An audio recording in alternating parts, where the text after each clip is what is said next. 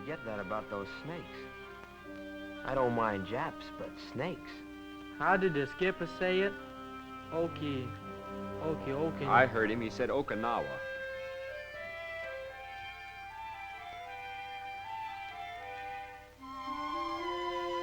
You know, they say this place looks like the country around Frisco.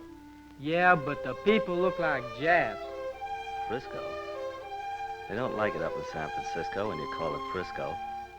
Spent my honeymoon up there. Drove up from L.A. Made it in 8 hours. 400 miles. 8 hours? What was holding you back? I used to make it from Buffalo to New York in 6 flat. That's 370 miles with hills. 370 miles. Why, right here we're closer to Japan than that. We're just 325 miles from their home office. 225 miles. You heard him. That's what the old man said. 325 miles. Boy, that's closer than Milwaukee to St. Louis. I always felt pretty safe in St. Louis.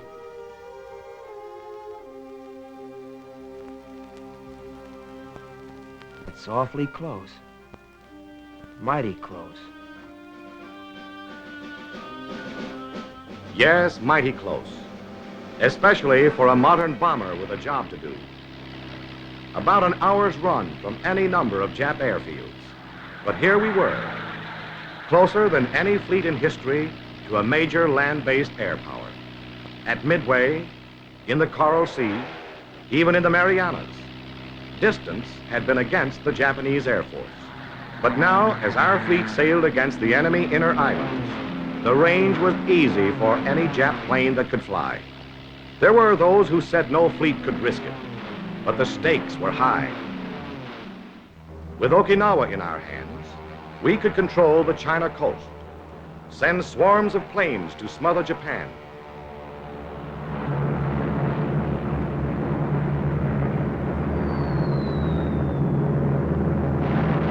We were reaching for the throat of an empire. The risk must be taken. On the island of Okinawa, 5,000 miles from San Francisco, the earth shook from a fearful pounding by our ships and planes.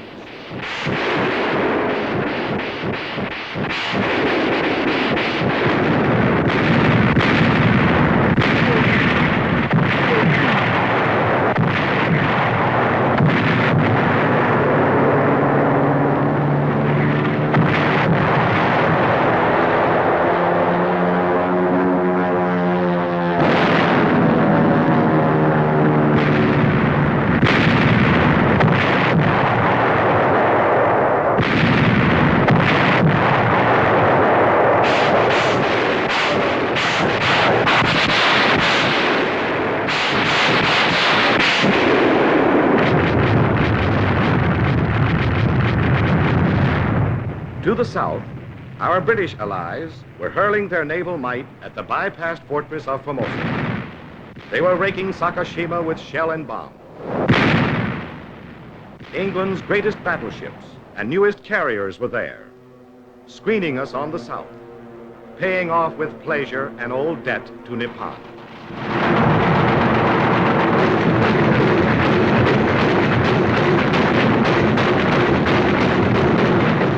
On the northern flank, Admiral Mark A. Mitcher's tireless Task Force 58 stepped up its 2-week-old aerial assault on Kyushu and the enemy home islands.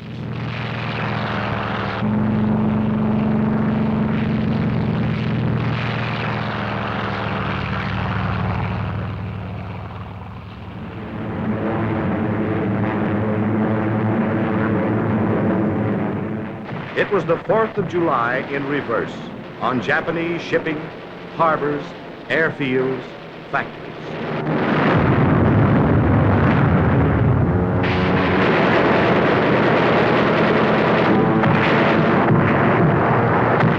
There's a Jap carrier in trouble.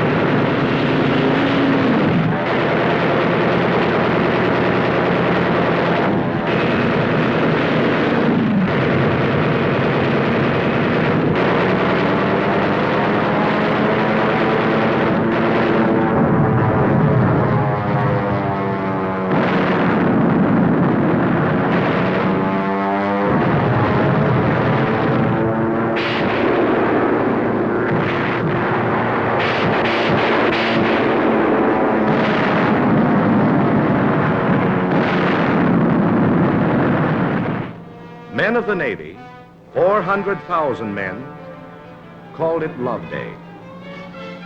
Elsewhere in the world, it was Easter Sunday, 1945. At 8:30 that morning, the Marines and the Army went in.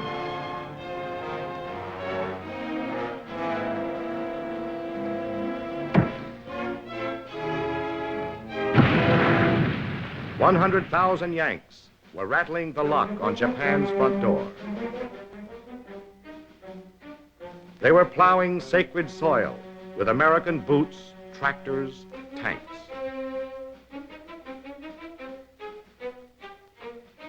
The first 7 days were baffling, mysteriously quiet. Ashore, Army and Marines pushed steadily forward, looking for an enemy which had vanished. On the 1,400 ships supporting the invasion, men waited at their battle stations and waited. We knew the blow would come, but how and when?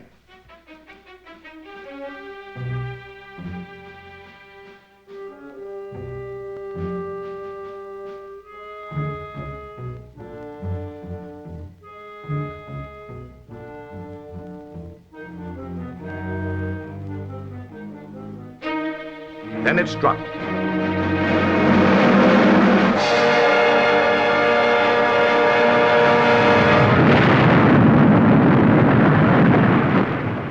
They call it Kamikaze, meaning the divine tempest. We call them suicide planes, manned by pilots wearing the ceremonial red sash of the Kamikaze Corps. They specialize in one-way trips. Their destination, the deck or hull of any American ship onto which plane, bombs, burning gasoline, and red-sashed pilot can crash.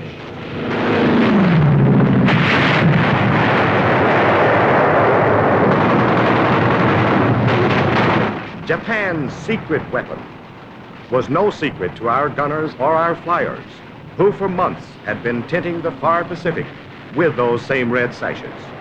But now, to meet our latest challenge, our deepest thrust, there rose every plane that could fly, new or old, from the very heart of Japan itself.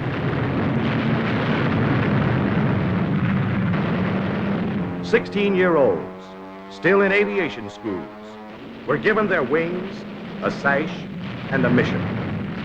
It was a maniacal, all-out effort to smash our sea power, isolate our troops on Okinawa. It was desperation. It was suicide. But it would be the pattern from now on to the very finish. A struggle between men who want to die and men who fight to live.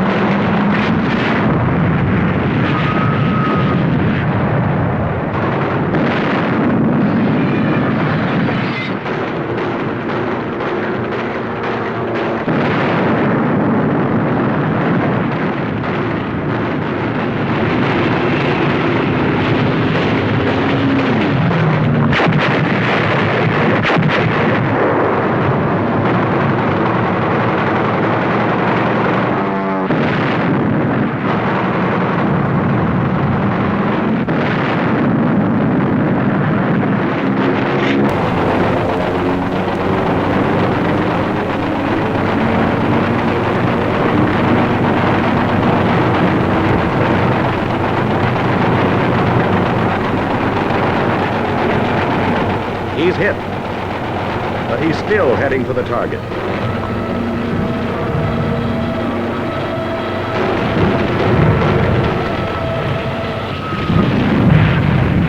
Missed.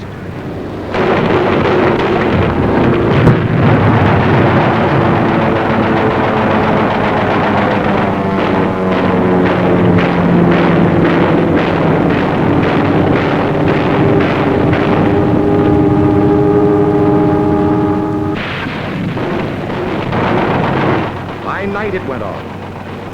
Hundreds of land-based planes streaked low over the sea at our carrier.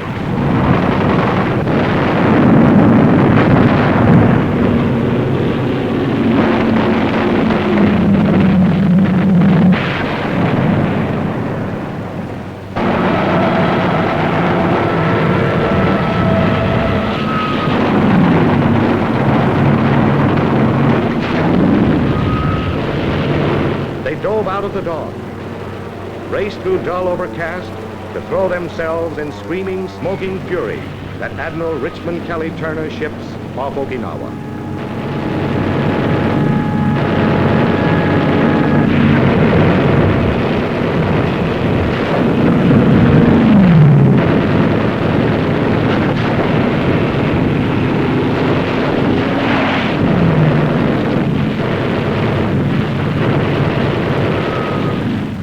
Again, the old battleships were there, and new ships of the line. And a rugged little man named Ernie Pyle. There was no retreat. This was the fleet that came to stay, that had to stay.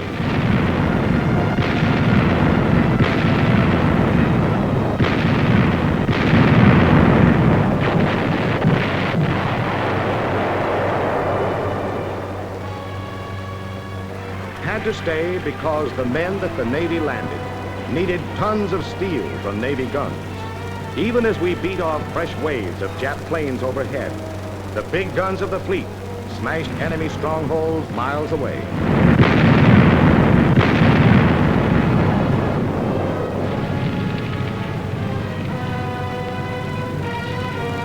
Had to stay because our men advancing through the rice paddies and over the steep ridges had to have close air support from the baby flat tops. In the air control room aboard the command ship, strike upon strike was ordered.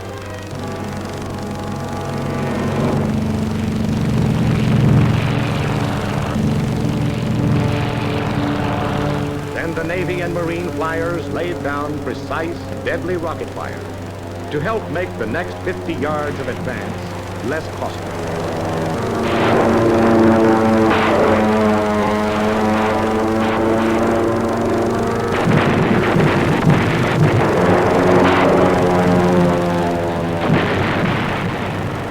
This was the fleet that had to stay because always the stream of supplies to those troops must be steady and huge. A bridge of ships was thrown across the Pacific to bring our men more food, more medicine, more ammunition. And waiting at the end of the longest supply route in any war were the Kamikaze. It was weird. It was savage. This was a fleet fighting like infantry, punching away at the enemy. Only there are no foxholes in the ocean.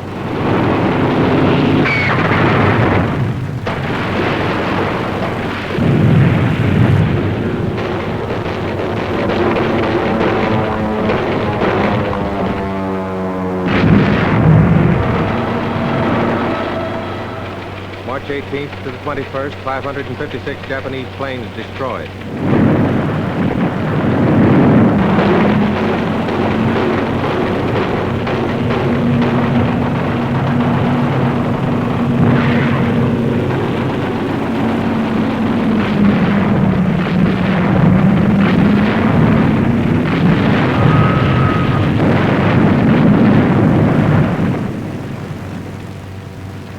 Men fought without sleep. Some fought with guns. Some with axes, torches. Some with fire-smothering foam.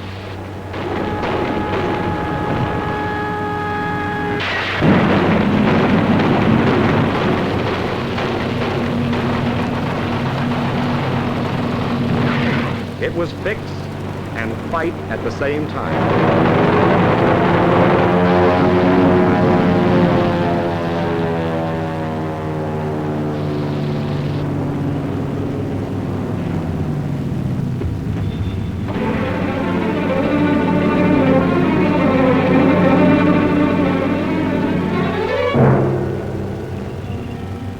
Many fell at their battle stations, and some were buried.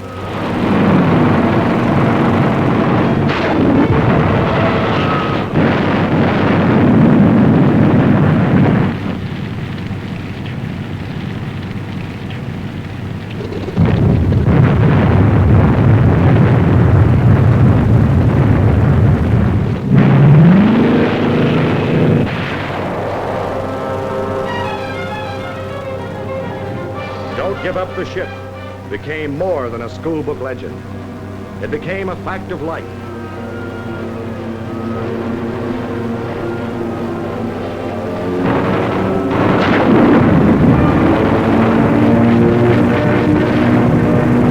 April 13th brought more planes and shocking news.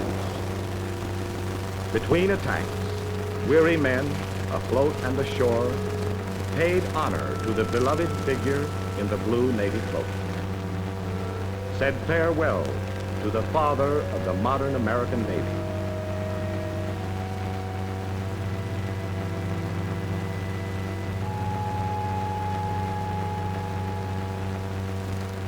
Then they turned and met the next assault.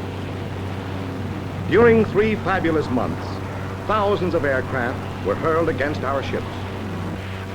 But only 10% ever slipped through our air patrol. Yet the siege by air went on. The Japanese beast still spat zeros. April 6th, 277 enemy planes shot down. April 12th, 100 planes. May 3rd, 97.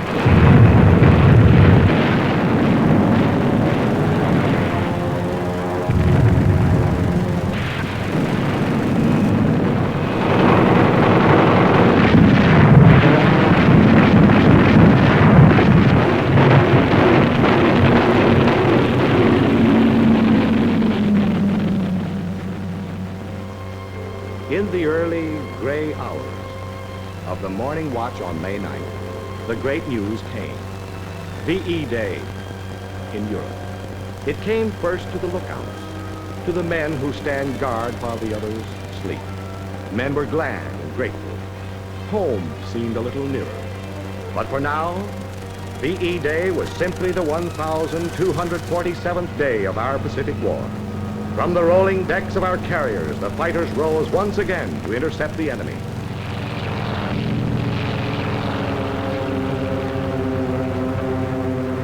On the cruisers and destroyers and battleships, our heavy batteries once more leveled against the Jap-studded hills of Okinawa. The barking 20s and 40s sent streams of fiery lead into the world's last alien sky. May 12th, 164 Jap aircraft down. June 3rd, 45. June 6th, 67. June 8th, 30.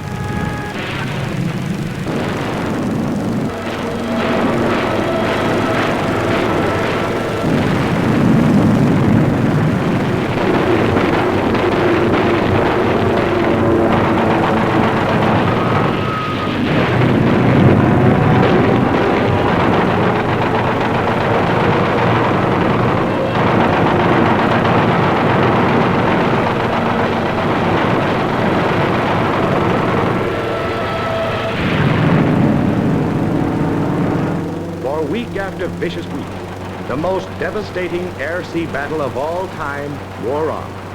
The Japanese paid with their Air Force, with their newest ships, 4,232 planes.